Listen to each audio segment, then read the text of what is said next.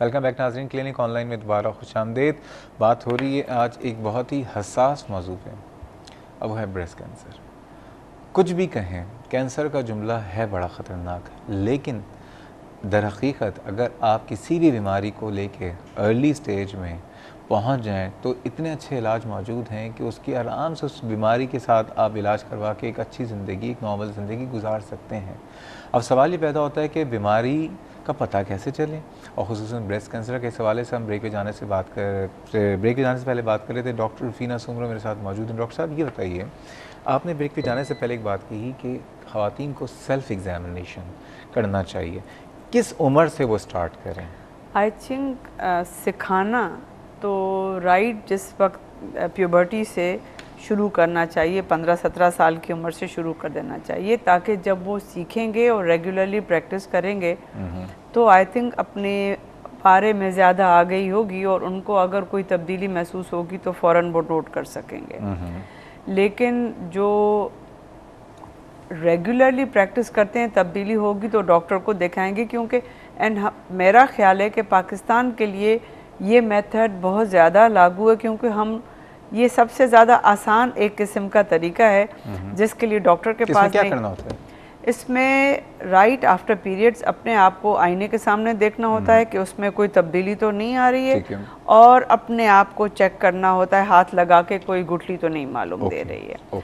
लेकिन अगर, और ये बहुत सिंपल तरीका है, इसके हैंड आउट्स हैं, स्केचेस हैं, I think her mammogram unit में, हर ब्रेस्ट क्लिनिक में फ्री ऑफ कॉस्ट हर जगह पे अवेलेबल है।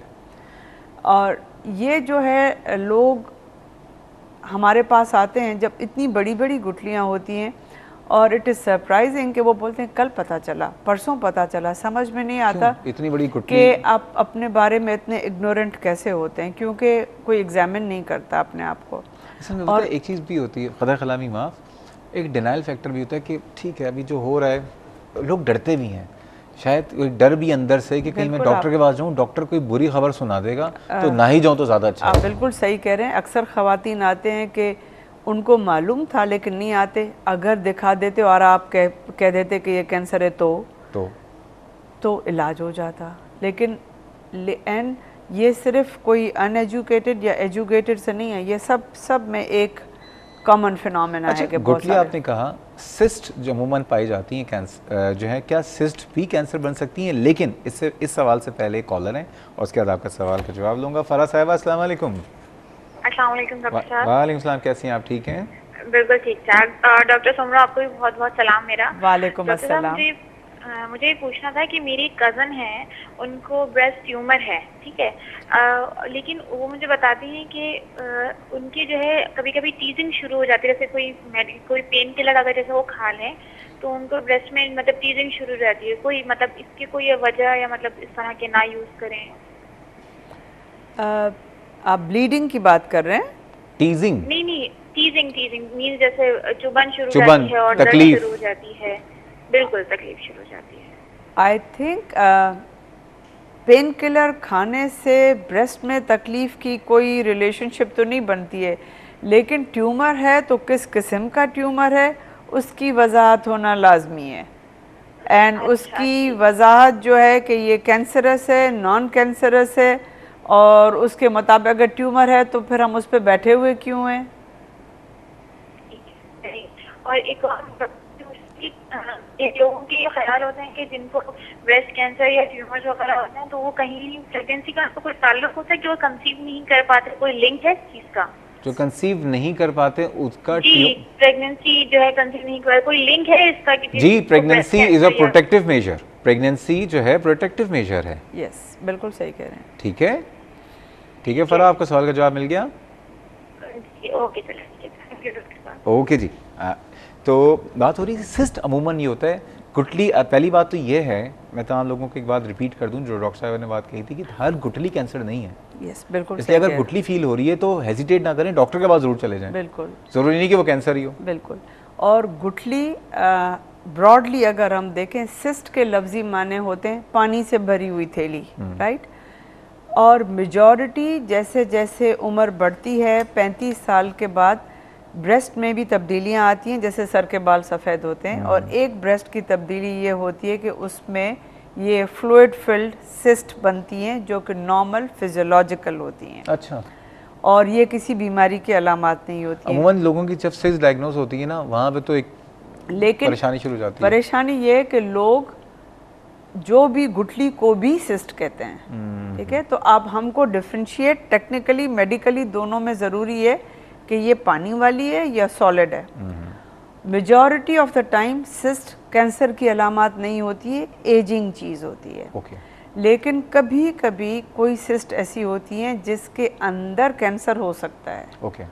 तो आप अल्ट्रासाउंड से बायोप्सी से कंफर्म करते हैं कि ये सिस्ट कैंसरस है या नॉन कैंसरस। अच्छा, अब सवाल जो आपने बायोप्सी का कर दिया डायग्नोसिस का, क्योंकि बायोप्सी से हवाले से बहुत सारी जो है ना मिथ्स हैं, बहुत सारी कंसर्न्स हैं, कंफ्यूजन्स हैं, लेकिन उससे पहले कॉलर, बहुत ही काबिल एहतराम कॉलर रिजवाना साहब, अस्सलाम वालेकुम। आए है रिजवाना साहबा की जो कॉल है वो ड्रॉप हो गई है, दोबारा कॉल कीजिए। डायग्नोज कैसे करते हैं? आप बिल्कुल सही कह रहे हैं। मैं भी, क्योंकि जैसे ही मैं किसी को बोलती हूँ कि बायोप्सी करनी है, वो बोलते हैं ना ना ना। बायोप्सी से पहले की मैं बात कर रहा हूँ। एक खातून है, एक औरत है, एक लड़की है, अगर उसको ऐसी कोई तकलीफ हुई है, सबसे पहले क्या टेस्ट करना है? देखें, हम डायग्नोसिस के किसी भी गुठली को या किसी भी उसको जानने के लिए हम कहते हैं ट्रिपल असेसमेंट। डॉक्टर की नॉलेज और प्रैक्टिस क्या कहता है, आपके एक्सरेज, मैमोग्राम या अल्ट्रासाउंड क्या कहता है, और तीसरी चीज़ है बायोप्सी। ठीक है। और इससे पहले हम जो बात कर रहे थे, जैसे ही मैं बायोप्सी का नाम लेती हूँ या आप कह रहे थे ख़तरनाक, लोग समझते हैं बायोप्सी किया तो बस बीमारी फैल जाएगी और ये नहीं करना। जब में हम बोलते हैं बायोप्सी के अलावा जो कर दो, डायरेक्ट ऑपरेट कर दो। लेकिन अगर आप किसी चीज़ की डायग्नोसिस करेंगे और डेफिनेटिव डायग्नोसिस करेंगे तो ही सही ऑपरेशन करेंगे।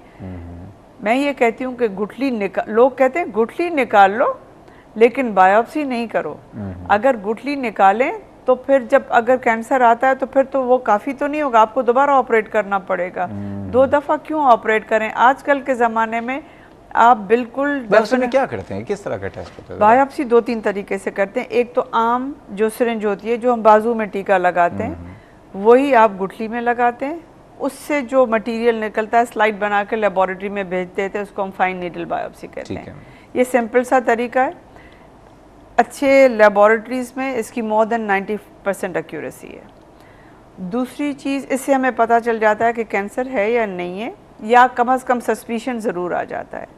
दूसरा चीज़ ये कि हम टीका लगा के सुन करके, एक स्पेशल नीडल होती है, उससे एक किस्म का टुकड़ा कट के आ जाता है जिसको हम कोर कट या ट्रू कट बायोप्सी करते हैं।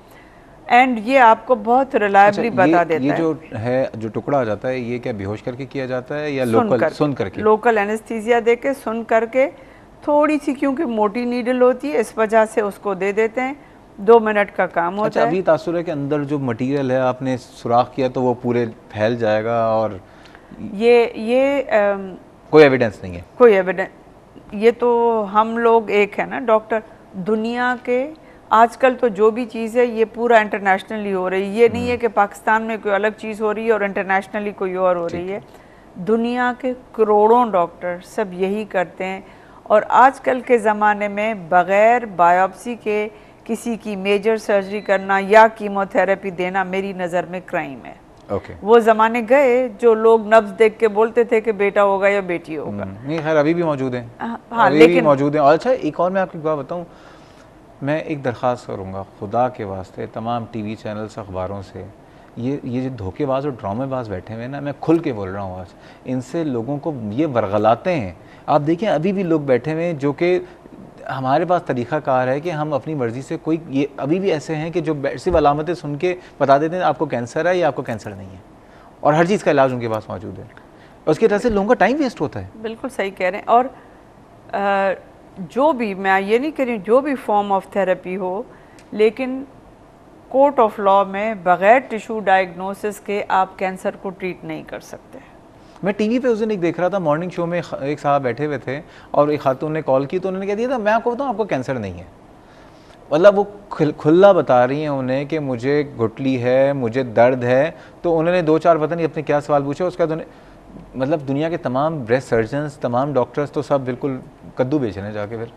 मतलब वो उन्होंने टीवी बैठ के 1 मिनट में डायग्नोसिस कर दी। अगर उनको है कोई ट्यूमर और अर्ली स्टेज में या किसी भी स्टेज में है डायग्नोज करने के लिए टीवी पे बैठ के एटलीस्ट जो भी चीज़ हो आप अप्रोप्रिएट डॉक्टर के पास जाओ, आपका जो थॉरो वर्कअप है वो होना चाहिए, इसके बाद जो आपकी डायग्नोसिस निकले।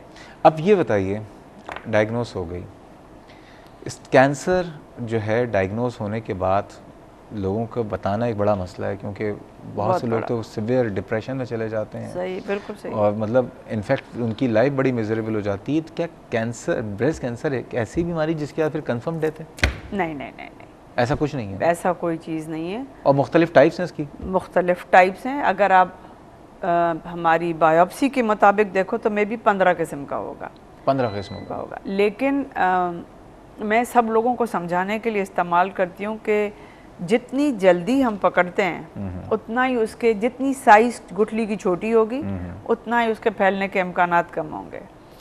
और दूसरी चीज़ ये होती है, कैंसर कितना अग्रेसिव है उस पर भी दारोमदार होता है। लेकिन जब हम ट्रीट करेंगे तब हमें पता चलेगा। आजकल साइज़ एक चीज़ है, कितना फैला हुआ है दूसरी चीज़ है, और कितना उसकी बायोलॉजी क्या है, कितनी अग्रेसिव है, और कितना अग्रेसिवली उसके मुताबिक ट्रीट करते हैं, उससे आउटकम बहुत बदल जाता है।